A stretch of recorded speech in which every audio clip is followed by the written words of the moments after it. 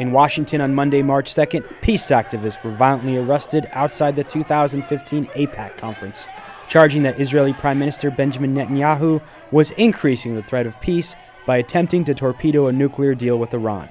Speakers at the AIPAC conference agreed for the need for continued U.S. strategic support for Israel in the region. Netanyahu previewed his upcoming speech to Congress. I plan to speak about an Iranian regime that is threatening to destroy Israel, that's devouring country after country in the Middle East, that's exporting terror throughout the world, and that is developing, as we speak, the capacity to make nuclear weapons, lots of them. In January, Republican House Speaker John Boehner invited Netanyahu to address Congress, bypassing diplomatic protocol and generating political controversy. This was followed by President Obama refusing to meet with the Israeli Prime Minister on his visit to Washington, and Vice President Joe Biden and 56 congressional Democrats vowing to skip his speech.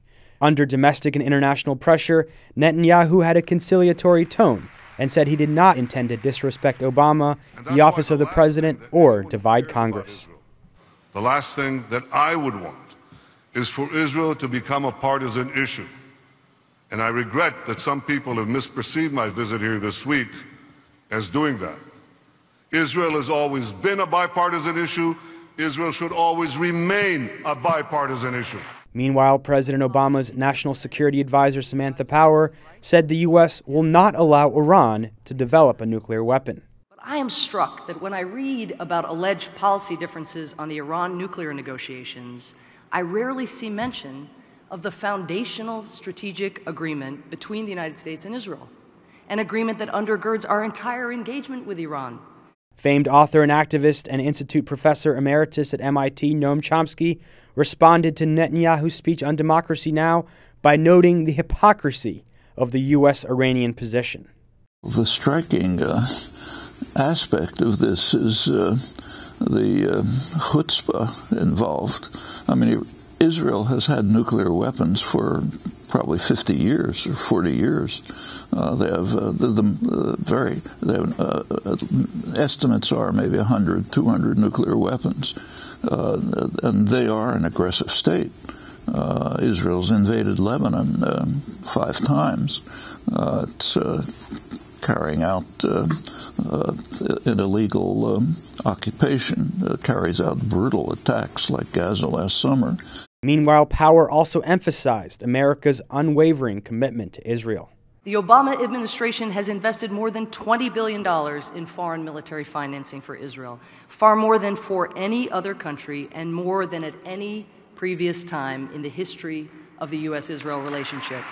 We believe diplomacy is the preferred route to secure our shared aim, but if diplomacy should fail, we know the stakes of a nuclear-armed Iran, as well as everyone here. We will not let it happen.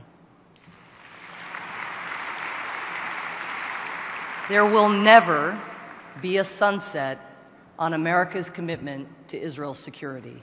Journalist Alex Kane says statements like this mean supporters of Israel never want a domestic debate over U.S. support for Israel and what its role should be in the region.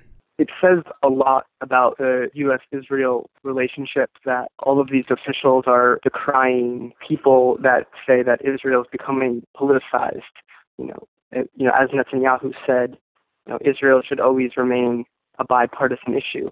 What does this actually mean? It means that Netanyahu and other pro-Israel members of Congress want Israel to never have it be discussed in the U.S. as a political matter, meaning debating how the U.S. should relate to Israel, debating whether the U.S.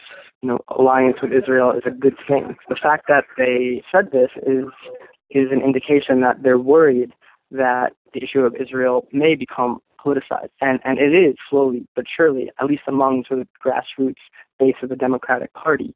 Now, that's not to say that the U.S.-Israel alliance is on shaky grounds. It is on very firm grounds, but you do see somewhat of an upsurge in criticism of Israel among Democrats. Check TheRealNews.com for full coverage of Netanyahu's congressional address. From Baltimore, this is Jessel Noor.